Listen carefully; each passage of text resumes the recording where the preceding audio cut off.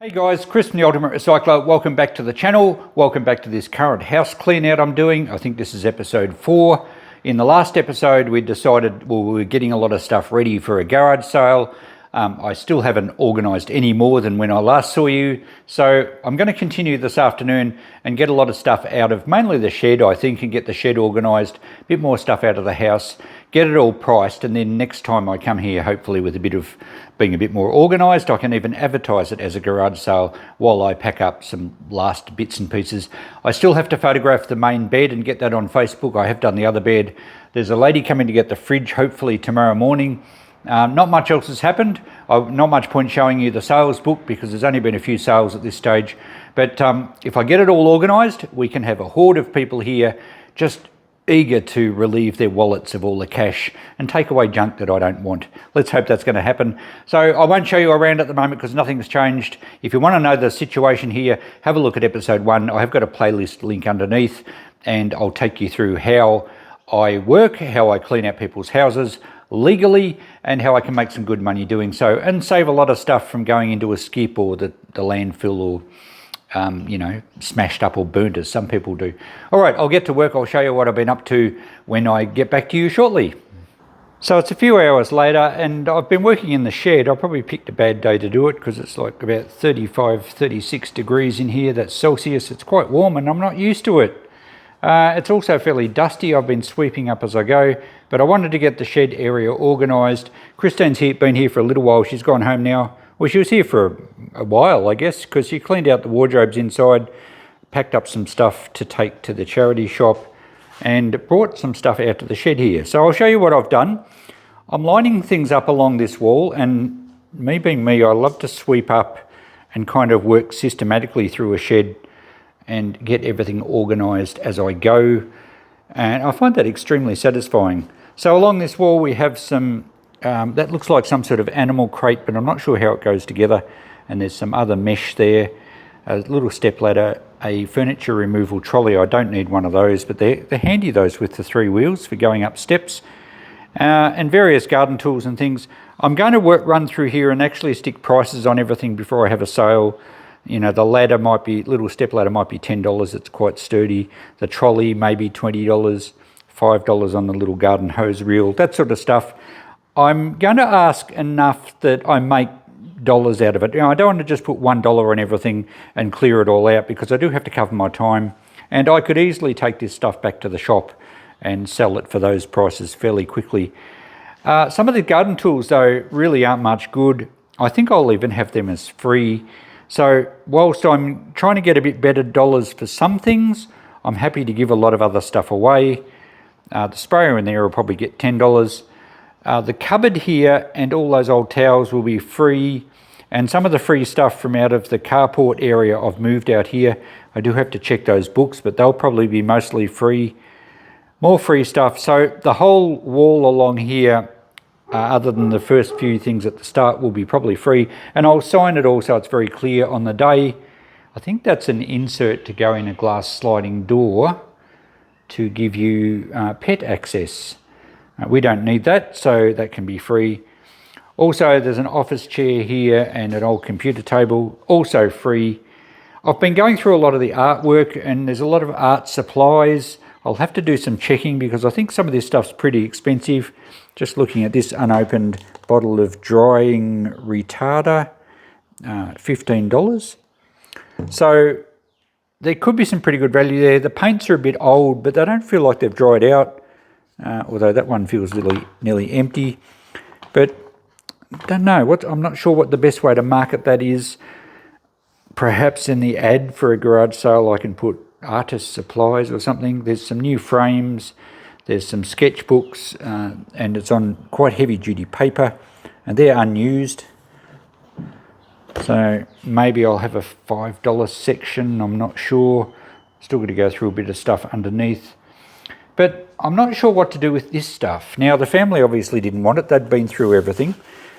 This was the artist's kind of doodle pads and practicing and notes.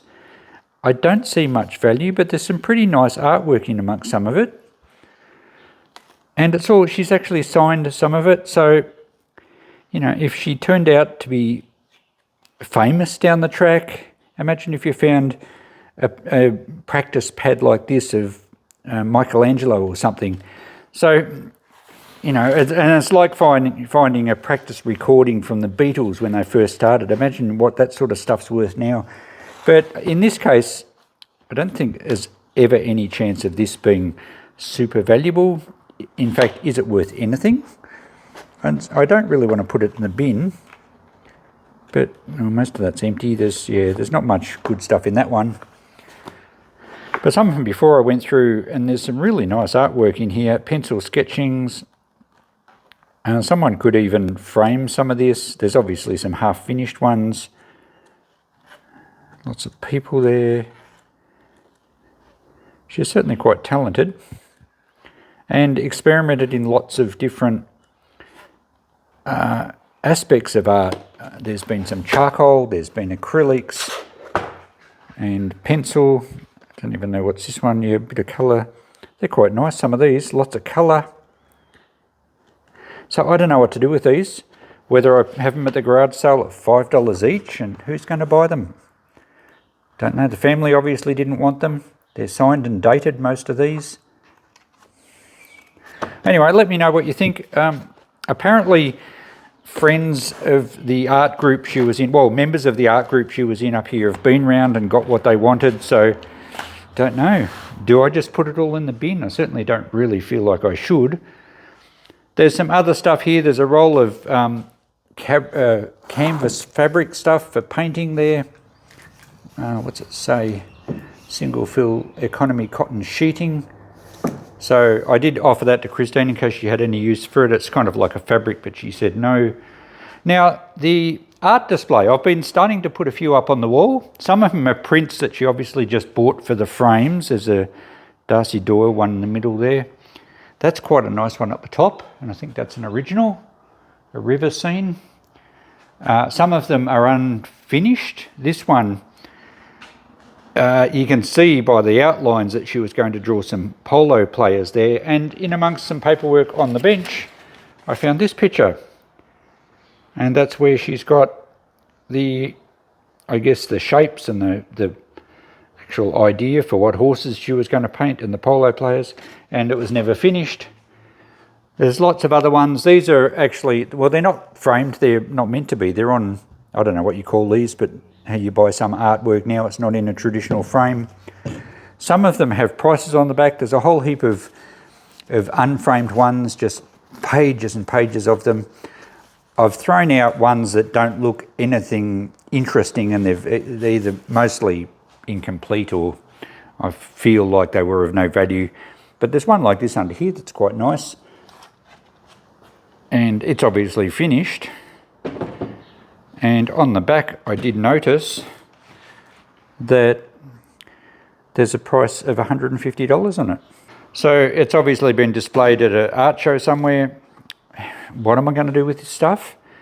$5 each? It doesn't seem fair for a painting like that. But I have to move it on. I don't want to hang a lot of stuff in the shop. I don't have areas to hang paintings.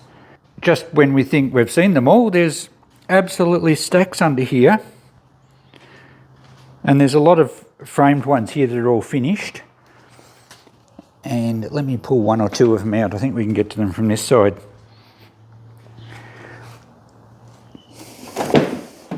So here's one here, nicely framed.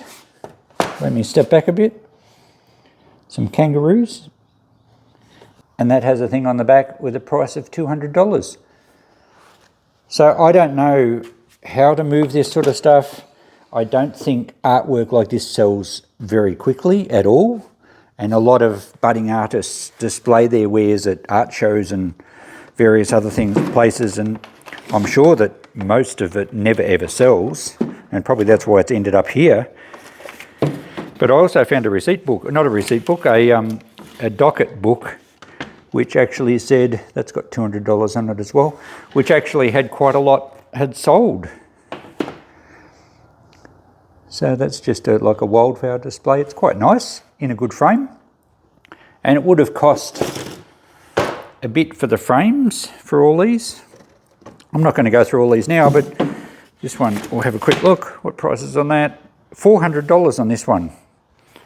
And it's, okay, it's a big-eyed bird. I guess it's an owl of some description. So, yeah, at full retail price, there is a lot of money here. But the family obviously didn't want it. Maybe they've got a few good ones and the rest can just go. Other artists who have been in here obviously didn't want it. So, I don't know, do I just put $10 each on them and let them go? That's probably what I'll do. Okay, what else have we got to do in this shed? Well, I haven't really got much further down here. There's chemicals and stuff that I've got to go through. A lot of those will be free. I did suggest in the last video we might have a peek in these tools, so I might just set up my tripod and we'll go through this box of tools, see if we can find anything interesting. There's some shelving I can get out here. There's some more ladders, some scrap timber and stuff to go through, and some of these tubs and things I'll take home. And I've got the lawnmower out on the edge there to put in the van, and another garden hose, so a bit of stuff to take home for me. All right, let's have a look at these tools. Okay, we'll probably get a bit of value out of this box. Oh, that's a nice tin box of mathematical instruments. I guess it was like a compass, and oh, we got little set squares and stencils and the compass. Yep. All right, so that's pretty cool. I might get $5 for that. These hand drills I usually get $10 for, and it appears to work well. We have a hole punch with, oh yeah, all different size holes there. They usually have a wheel that rotates on these, but this one has different sizes. I might even take that one home. That looks like it's going to be handy. This is a saw set, so that should get $10. We have some big fencing pliers. They used to call it parrot beak pliers. I think they're for removing staples from a fence. You have the pliers, you can squash them up as wire cutters on the side, and you can use it as a hammer.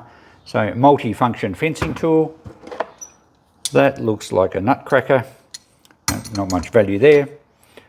A little right angle drill attachment. Now that could be handy. So it goes in your normal drill and allows you to drill at right angles. Should I keep that? Oh, I don't know. Can't keep everything. What do we got here? Some sort of multi-tool. Yep, pliers with various other things like a pocket knife. Yeah, they're all right. They feel a little cheap. I don't think they're particularly good quality ones, but they'll get at least $5 in the shop anyway. So this box alone could bring us $100. It's amazing how it adds up when you get into this sort of stuff. I don't even know what to call that. It's a scriber, like a I think it's just called a scribe, isn't it? I often have timber ones. Here's an old pocket knife. Well, probably not that old, but it's like your Swiss Army knife. It's not branded. It's probably a made in China one. Oh, my fingernails aren't strong enough to get these out. It always makes me cringe trying to do this. I feel like I'm going to flick my nail back and get that one out. But yeah, I don't know what brand it is. I might check that in a minute and let you know. What is this? I'm not sure what that is. But does it crimp something? I don't know. All right, well, might get $5 for it anyway. And is that's a lifter. What's it a lifter for? Don't know. There's some mystery tools in here to me. This one's a pop rivet gun, an older style one, I think. It looks like it. We have lots of screwdrivers. We have an old adjustable wrench here. It's quite an old one, probably English made. Standard wire strippers. Oh, a ratcheting screwdriver. These are US made, I think. Needs a bit of a clean up. Oh, it's German, this one. Hermes. Very good. Feels like the ratchet works. Yep, it does, goes both ways. So that should be $10 or so. Another wire stripper. More screwdrivers, a little spirit level, it's only a plastic one. Scrapers, Stanley knife, some nail pincers, a couple of hacksaw blades, or hacksaws. So they're both good sturdy ones. We have some crimping pliers there, needle nose pliers, a little needle file stapler, a tool for angle grinder, some tin snips, just lots of little bits and pieces, more pliers. So not huge amounts of value. Oh, here's a spoke shave. We've got quite a few of these in the shop at the moment. We get $10 for that as well. And this wasn't a, I think that's for press studs or something. Just don't remember that. It doesn't say, but probably $5 again. So yeah, quite a bit of value in there.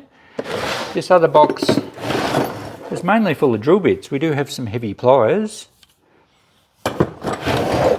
but we have lots of hacksaw blades and lots of drill bits. Oh, actually we have some tools underneath here.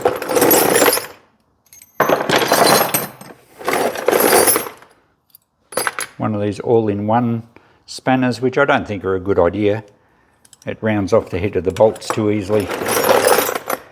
There's a shifter, and it's a Zerum brand. I can't quite read that. I think it's made in Germany again. So that's got to be at least $10. Someone's put a bolt in there, so maybe not. Loads of spanners in the bottom here. Drop forge, that'll be only a cheap one. Kingcraft was a better brand. Oh, they're all different brands. Calibre. Another shifter. Elephant brand, made in China. Yeah, not very good quality, those ones. Plenty of spanners in the bottom. All different brands. But we'll get some value out of it. Oh, there's sockets in the bottom as well. Okay, well that'll do for now. I'll take all these back to the shop or my shed and sort them out, and we'll probably get $10 to $20 worth of drill bits, you know. I just flicked the blade open on the pocket knife with a screwdriver, and it just says stainless, so it's probably a made in China pocket knife. Still, we'd probably get $10 for that. And I found a thermometer, a nice old wooden thermometer, and it tells me that it's, what, 32, 33 degrees in here, which is just over 90 degrees Fahrenheit. So it's warm enough. I'm certainly not used to this weather. All right, we better go and have a quick look inside before we finish this video. I did say Christine bought some stuff out from the house, and it's on top of this table. I don't know if I actually panned past it before, and the sun's coming through the window to highlight the glassware beautifully. There's some stuff here that I'd do okay at the shop. I'd get $10 for that. The plain glasses we do sell, but I wouldn't bother taking them back to the shop. Although, look, I'm going to have maybe $1 each off this table, maybe not that vase. And whatever doesn't sell, well, I'll take to the shop and we'll price up a bit higher. So if anyone wants any of this locally, come and buy it at a garage sale before I take it to the shop. Geez, the glassware looks great with the sun coming through the window there. The beer glasses, there's a set of beer glasses. We've got Melbourne Bitter, Foster's, Light Ice, Victorian Bitter, Redback Bitter, and Carlton Cold. I will probably take them to the shop because I reckon I'd get a pretty good price for those. They're better than $1 each. But I'm not going to take too much back. Maybe I can price them up here first. And I was going to do that with this Mikasa dinner set. Nice retro looking, probably late 70s, I would think. It does say dishwasher. So maybe about 1980, but really, really retro, nice looking set. I think that's probably worth about $25, maybe $30. I might try 20 on it at the sale, and if it doesn't sell, I'll take it back to the shop and put 30 on it. So I'm not going to quit everything super cheap, but there's certainly going to be a lot of stuff that'll be a steal if anyone wants to come along and grab it. Rightio, that's about it for the shed. Let's go and have a quick look in the house before we wind this video up. Still got a fair bit of stuff here to clean up. I've been putting some scrap metal out on the side there. That'll just go to the transfer station when I've finished. Or I could ring a local scrappy, he might pick it all up. We did move a bit more stuff out here. That's a sewing cabinet from the bedroom. little trolley there. They will sell quite well. The trolley particularly should sell well. The T-trolley here, the auto trolley, is a nice one as well. I think someone's replaced the original metal casters with plastic ones, but that's probably a $30 or $40 trolley fairly easily, and I won't mind taking that back to the shop. That's the sort of stuff I like at the shop. I have priced a lot more stuff. I don't remember what I showed you in the last episode. These drawers came out of the shed. I haven't priced those yet, but they're nice solid pine drawers. I think we'd get $50 for those. But I've got a bit of time. Like if I have a garage sale next week, I could have another one a couple of weeks after. I don't have to rush. And remember, I've also got another van load to get from the farmhouse that I'm doing at the same time. Christine's bagged up a lot of the clothes and linen, so they can just go to the charity shop. I'm not going to try and sell any of that here.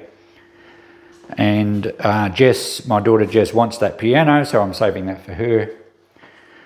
So I still have to get a photo of this bed and try and put it on Facebook. I haven't done that yet, but Christine has emptied the wardrobe, which is great. And we have 2 lots of these cube storage units. I don't need them at the shop, so we'll probably put a price on them here. Again, I could probably take a photo of both of them when I get them out, and they might sell quite well on Facebook. Little bedside cabinets and things will probably be free. It's only the better stuff that I'm not going to quit cheaply. I guess there's probably a bit of a range from getting a reasonable price for things and then pretty much $1 each or free. I'm not going to do a lot of mid-range stuff. See, there's the other one there. They're quite nice. They're quite sturdy. We've got all the clothing out, which is good. And this room's pretty much done. The bed is on Facebook, but I haven't had any takers yet. A few little things in the ensuite here. So there we go. That's what we're up to. There's still stuff in the kitchen. We have got a bit more out of there that we're keeping, just a few pots and pans and things, and Christine's grabbed a few more bits for her son Luke. So I haven't done anything here, and I still haven't got this fridge on Facebook either. So there we go. We'll leave this episode here, I think, and I better start packing up. It's nearly time to go home. So this deal is actually taking longer, a fair bit longer than what I would normally expect a deal like this to take. When I say deal, I say job, clean-up job. And I think the reason is that I'm sorting a lot of it here. Often when Kristen and I do a house clean-out, we will bring in all our crates and boxes, we'll back the van up, and Christine does a lot of sorting and packing, and then I do load the van and we get furniture in, and we might put the odd thing out the front for free or a couple of items on Facebook if we're going to be back the next day or something. But generally we would have cleaned up a place like this pretty much in a day.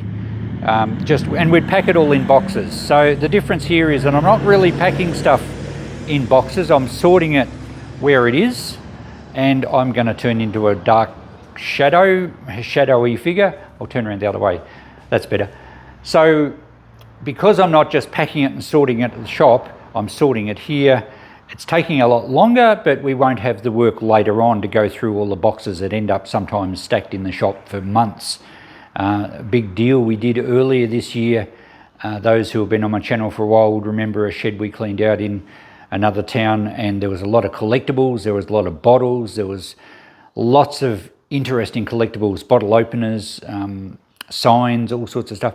A lot of that got packed and jammed under our tables in the shop, and we even had to block off an aisle, and we still haven't quite finished that. That was back in January or February. Admittedly, Christine got crook this year and we've had a few other things on our plates, but in this particular job that's not going to happen because I'm going to try and sell a lot of it from here. What I do pack up and take to the shop at the end won't take long to deal with at all. So slightly different situation to what we normally do, but I still enjoy it. It's fun. And yeah, let me know what I should do with all that artwork. That's got me puzzled. I don't normally have that sort of problem with these jobs. Usually prints and paintings are either sell it cheap or give it away or take it to the shop and hang it up and put a higher price on it. But when it's all a lot of original stuff and a lot of even the artist's supplies, I'm not sure what to do with those. Anyway, I'll look forward to reading your comments. Thanks for watching, guys. We'll catch you in the next episode, and we'll be almost ready for the garage sale then, which I will film when we do that as well. Bye for now.